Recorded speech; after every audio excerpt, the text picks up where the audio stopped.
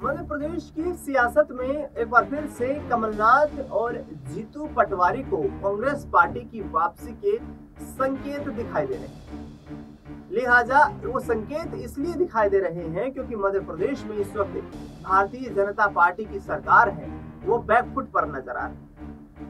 आपको बता दें कि जिस तरीके से शिवराज सिंह चौहान सरकार के द्वारा जो वादे किए गए थे, जिसमें किसानों की फसलों को एमएसपी पर खरीदने का सबसे बड़ा वादा था।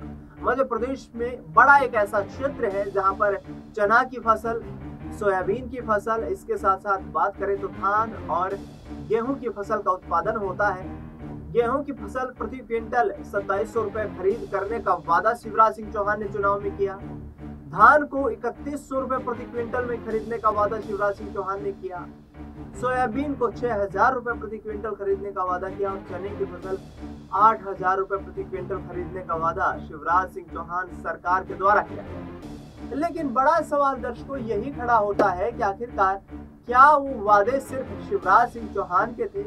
और यदि शिवराज सिंह चौहान के भी वादे थे तो शिवराज सिंह चौहान तो बीते लोकसभा चुनाव में विदिशा सीट से जीत दर्ज करके सांसद बन चुके हैं और कृषि मंत्रालय का जिम्मा भी उनके पास है। आखिरकार फिर मध्य प्रदेश के किसानों को मुश्किलों का सामना क्यों करना पड़ा? ज्योतिरादित्य सिंधिया वर्तमान में केंद्रीय मंत्री की जिम्मेदारी निभा रहे हैं।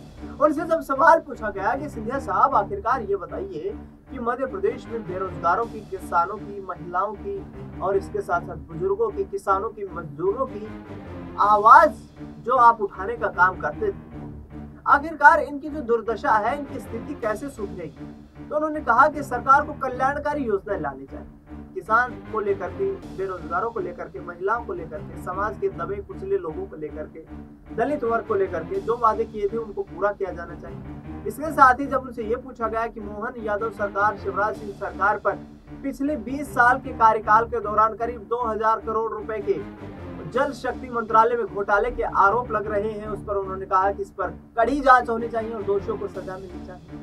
वहीं राहुल गांधी से भी मुलाकात संसद भवन की दीर्घा में की। इसके बाद जो पूर्व प्रधानमंत्री डॉक्टर मनमोहन सिंह का निधन 26 दिसंबर 2024 को हो गया था, उस दौरान राहुल गांधी के साथ जिस वक्त डॉक्टर मनमोहन सिंह के पार्थिव शरीर को अंतिम दर्शन के लिए रखा गया, उस वक्त गुफ्तगू करते हुए यहाँ पर ज्योतिरादित्य सिंधिया नजर आए थे। यानी कि कुल मिलाकर ज्योतिरादित्य सिंधिया भी कहीं ना कहीं अब इस दाव में है कि कब मुख्यमंत्री की कुर्सी पर उनकी पकड़ यहाँ पर बनती हुई नजर आए, क्योंकि कमलनाथ से नाराज हुए ज्योतिरादित्य सिंधिया 22 विधायकों के साथ वर्ष 2020 में कांग्रेस पार्टी से बगावत कर गए थे और उसके बाद जिस तरीके से शिवराज सिंह चौहान मुख्यमंत्री बन गए थे, 2023 में विधानसभा के चुनाव हुए, उन विधानसभा के चुनाव में जिस तरीके से यहाँ पर जीत नसीब हुई कांग्रेस भारतीय जनता पार्टी को, उसके बाद भी ज्योतिरादित्य सिंधिया को यहाँ पर कोई जिम्मेदारी नहीं दी गई। यानी कि पूरा ये कहीं ना कहीं एक जो है भारतीय जनता पार्टी का तंत्र इस फॉर्मूले पर काम कर रहा है कि बाहरी राजनीतिक दलों से संबंध रखने वाले नेताओं को बड़ी जिम्मेदारी देने से आखिरकार